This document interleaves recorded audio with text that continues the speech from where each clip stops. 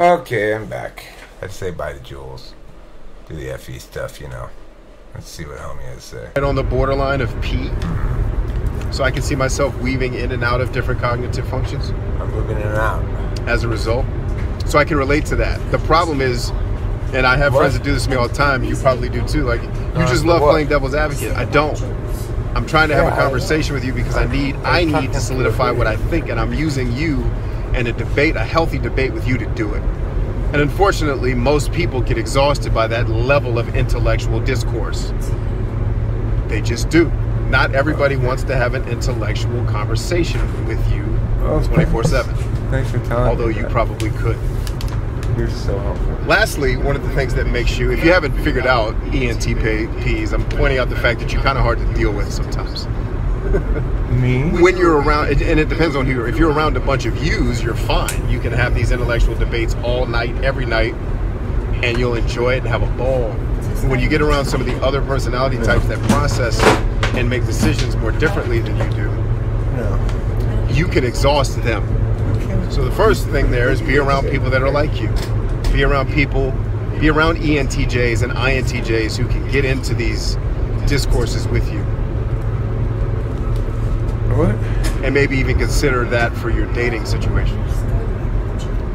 But just also keep in mind that you have an undying, unyielding, unapologetic honesty. And for some people, my wife calls it, what does she say to me? You're very direct, I think is the polite way she says that you're a jerk. So when somebody asks you a question, like something my mom says about me is, don't ever ask him a question unless you want the absolute truth and honesty. Like if you want any type of sugarcoating, do not ask him, ever. And for you, and I'm using me as an example just to flesh out. I believe that's what you go through as well. I'm not trying to make this about me. I'm trying to illustrate that you probably share some of these. You've probably heard some of these same things said about you. So how do we build healthy relationships knowing that ENTPs are slightly hard to deal with? Let me get my pencil and pen. Well, tone down the honesty. Unless somebody's asked you for deep, intellectual, honest assessment of something, first of all, don't volunteer your opinion ever. Just keep it to yourself. Secondly, when somebody asks you something, try to assess. I got an opinion for you. Really I'm volunteering it. Don't just jump out with the ask. I'm not telling you to lie to people or to sugarcoat things, but I am telling you to adjust your You're telling me to. Because if you're very direct and forthright with somebody who can take that type of honesty, for example, you are probably the type of person that if someone said, dude, you totally suck at fill in the blank, your reaction is probably not going to be emotional. It's going to be, okay, well, how do I fix it? I want to get better at it.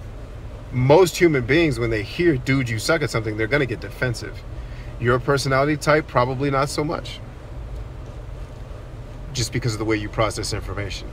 So tone down the severity of your honesty is what I'm saying. It doesn't need to be so blunt or... You hear that, guys? I'm sure as an ENTP, you also have a tendency to exaggerate. A tendency to exaggerate? Just keep it simple. Somebody asks you a simple question, a simple yes or no will do. Oh, thanks. Does this dress make me look fat? Don't answer that. How many ENTPs do you think are just don't answer that one for advice from you? Because there's no way keep to in mind. Also, stop arguing with everybody. Find out who you can have those intellectual debates with. I hate this guy. And do it with them.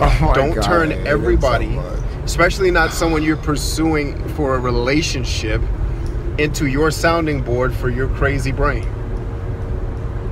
You don't need to argue with everybody.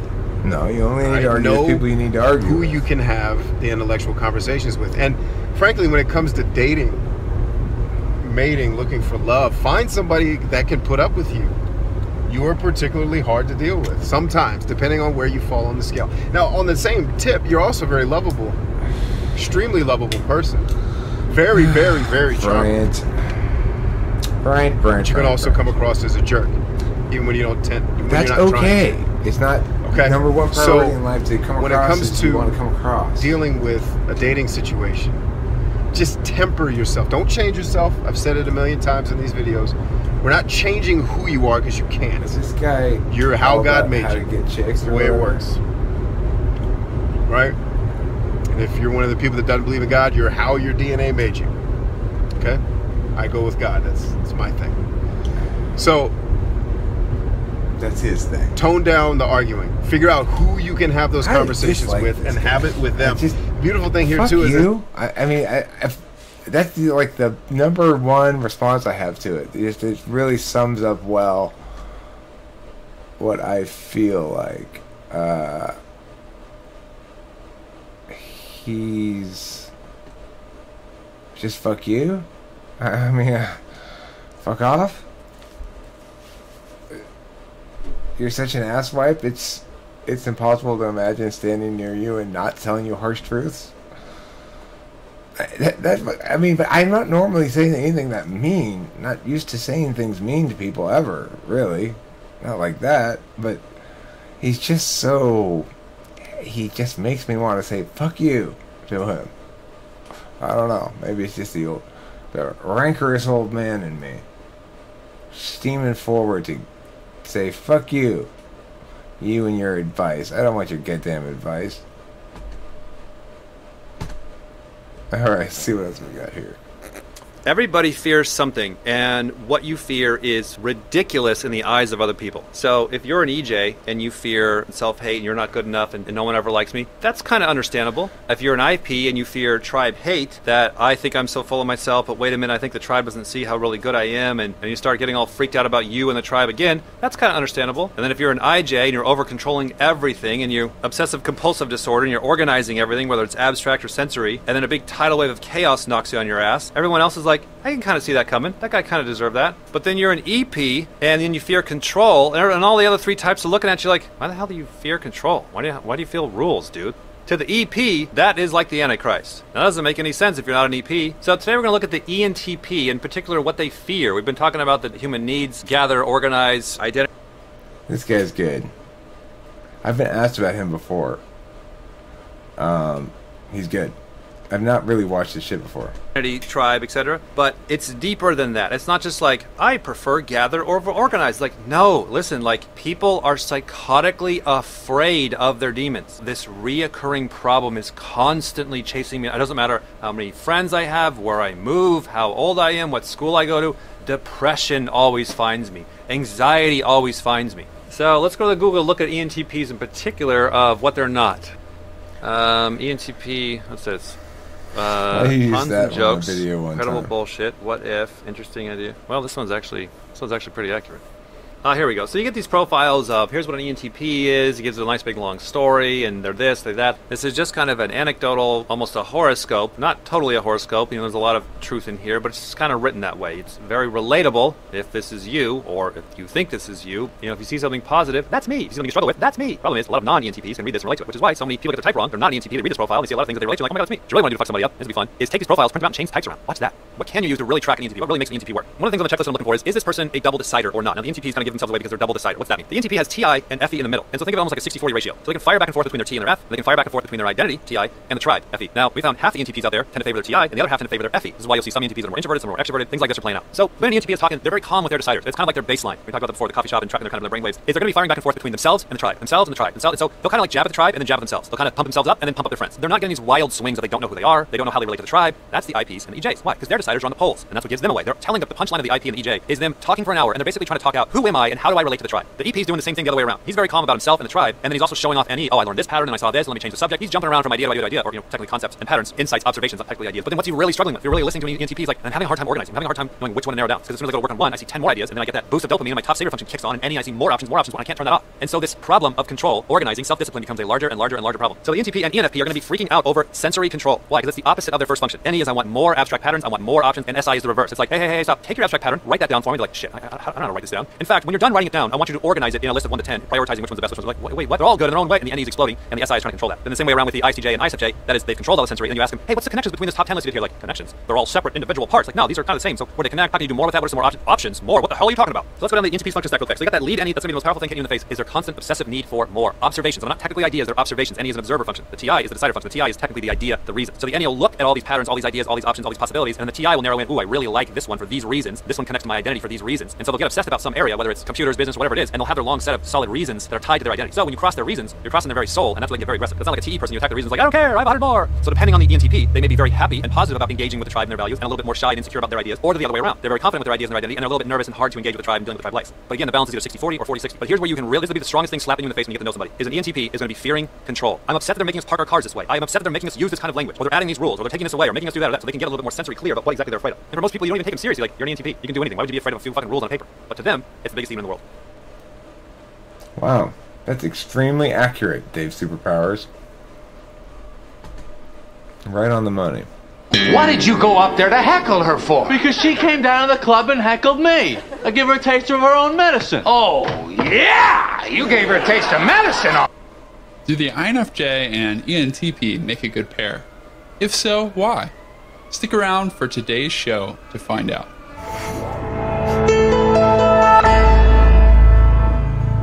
We could investigate this interesting relationship from a number of different angles, but I think it'll be most helpful to take a look at the function stacks.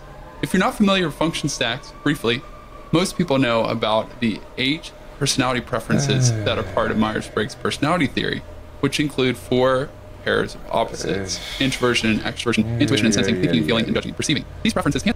So boring. Both of these personalities share introverted thinking and extroverted feeling, just in different orders. Now, you'll notice that in the INFJ, extroverted feeling is stronger than introverted thinking because it's in the second position, whereas with the ENTP, introverted thinking is in the second position. So, fascinating.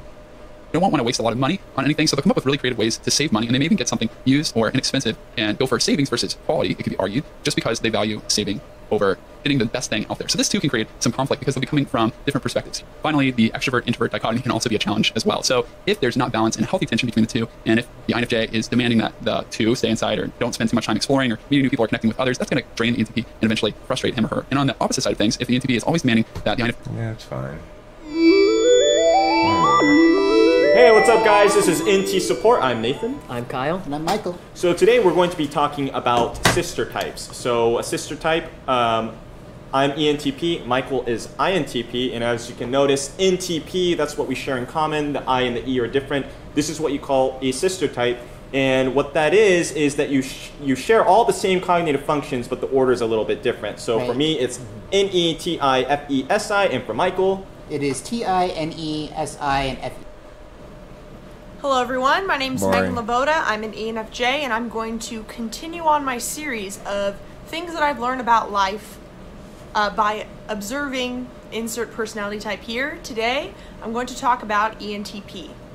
Now, the insights that I'm about to share are things that I have gleaned through seeing how ENTPs interact. You're a gleaner, over Facebook comments, people that claim to be ENTPs. ENTPs that I know in my life, in my personal life. Are you a gleaner? ENTPs who have been friends of mine, who have given me specific advice, and sort of generally what I have noticed about what NE and TI combine together. What sort of insights does that perspective pick up about life? Because okay, tell us all about it, lady. Each of the 8 of Carl Jung's cognitive functions is just one different way of looking at life. And so, as I'm sure you know, ENTPs, there are many different angles of looking at life. I don't need to tell you that. Yes. But essentially, what I wanted to get to in this series that I find really fascinating is how you can learn insights about how life is based on just sort of shifting your perspective. So I'm going to get right into it because I know you guys hate long disclaimers. The number one thing that I have realized about life through observing and interacting with ENTPs is you don't know unless you also know what you don't know.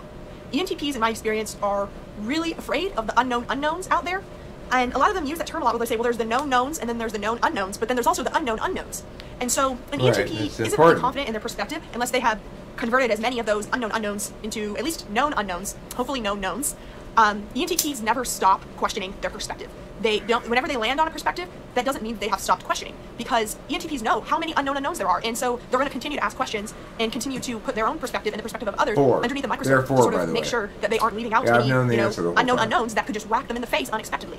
So I really admire this in an ENTP because even whenever they are really stubborn and really strong in their opinion and they might be arguing with you, if those of you who are ENTPs might be taken aback by that because you might view that as really condescending or arrogant or nitpicky or all these other things. You have to remember that the ENTPs, they're just wanting to explore that idea with you, and they're inviting you to explore it together. Let's explore together, guys. And I have noticed, hey guys, over here, can get a little angry with people who won't really share how their beliefs were formed, because not because they're necessarily critiquing you or your idea, but they want to know how the idea was formed so that they can sort of check off their boxes of what have I taken into consideration into this belief. So even though ENTPs can be really good arguers, they also have an extreme open mind. And so extreme I have wanted to apply this perspective to my life as well, because as an ENTJ, I tend to stick so to my beliefs pretty firmly. Both because it takes me a really long time to get there, and once I'm there, I kind of stay there. What? And that's kind of what it's like to have inferior introverted thinking. Because I do. Bye, Delilah. But for me, I don't feel. Love you. Come here for a sec. I don't necessarily know for sure, and so I will just sort of observe, and my introverted thinking will be more silent and on the back burner. Alright, ENTPs come hang out with me and make this day for a and second. their ideas are being questioned. Alright, never mind. For me, No, it's honestly, my nothing at all. I question See them you alone later. on my own time, or like without really discussing them with people. Which what I've really learned through ENTPs is that that's not always the best way to, what's the word I'm thinking of? Troubleshoot. That's not really the best way to troubleshoot my ideas. Whenever I keep my mouth shut about what I believe and what I think, I'm not really doing the troubleshooting of whether or not what I'm saying is true, or whether or not I've considered all of the potential factors that could be at play. For me, I really just take my own sweet time coming to a conclusion through observing and sort of talking to people. Okay, well, can you talk a little faster? They don't really expect things to stay constant, and that's, I think, part of the reason why they pursue different interests, because they want to make sure that they are always going to be useful no matter what the external circumstances. And so I really think that's a great thing to learn from, because whether you're J or Key, nobody knows what the future holds exactly. J's might think they do, because J's like to plan their life in a very sort of static way at times compared to P's, but it's a great thing to think about is how can I make sure that I have skills that are inherently me and that I love doing and that will make me useful no matter what the circumstance. I think honestly a lot of TJs will be like, I'm going to go to school to be a doctor. And then let's say 20 years from now, the doctor industry, the medical industry is completely disrupted. Then what? If you were only trained to be a doctor by the book, then if you only went by the book, then what are you going to do now? ENTPs don't really go by the book. They are themselves, they have their perspective, How to go by the skills, book. and they can I'm a maverick with a mission of destruction. But I think they also seem to have a knack for books looking everywhere. at what the future might hold, for example, like cryptocurrencies or things like that. Or maybe some of them have predicted that social media would be bigger, or that the internet would be bigger. I don't know. And they will pursue that because they might just get a sense that it could help them be useful in the future. So some insights I've sort of learned is really about branding yourself and acquiring skills because you want to do them and sort of playing by your own rules. Playing by my own rules, goddammit. Which means that they might lack that sort of identity as far as what are my values, who am I, what do I stand for. ENTPs still have a pretty good idea of who they are. It's just not really based on an introverted feeling way. It's more based on what do I like to do in this world, what tasks do I find fun, how do I like to spend my time, that sort of thing. I also think ENTPs are pretty amazing at smoothing over conflict whenever they do tap into their tertiary extroverted feeling. Sorry about that. They're able to sort of explain why they're doing something or why they feel a certain way because they won't really explain how they feel, or they won't do something based on feeling unless they have that introverted thinking that knows why. And so they're normally extremely tactful when it comes to difficult things like laying someone off or quitting a working relationship.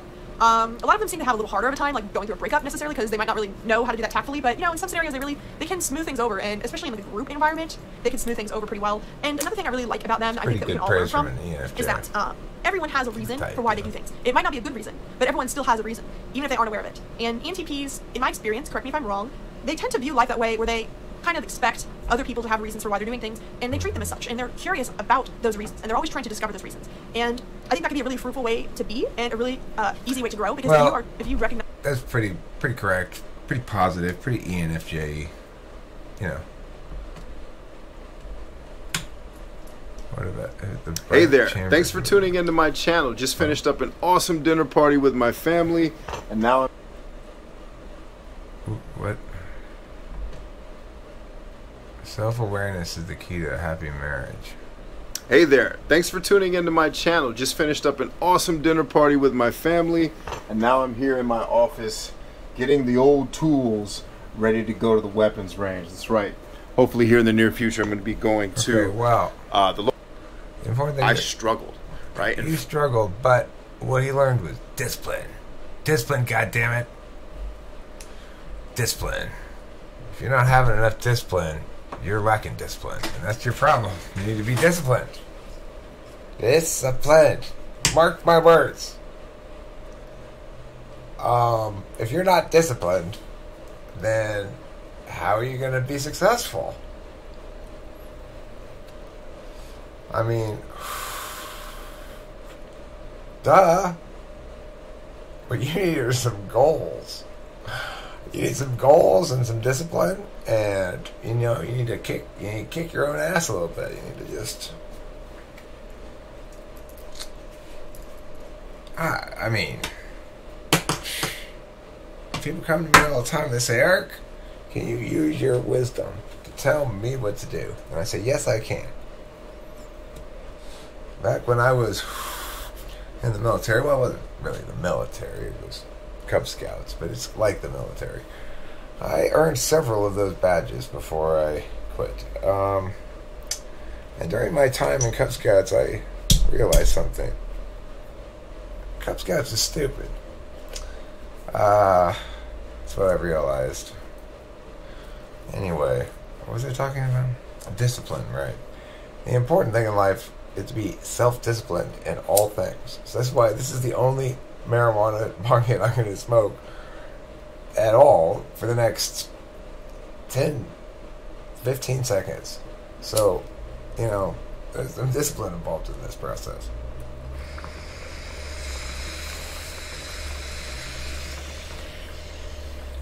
You gotta resist the temptation. Like, don't repack the ball instantly. Have some discipline. Like they taught me in the Cub Scouts. Or like I learned incidentally unrelated to the Cub Scouts, but around the same time. Like, I'm waiting till after you blow out the previous book. That's the rule. I mean, otherwise you're not being disciplined. And it's important to be disciplined and follow rules all the time.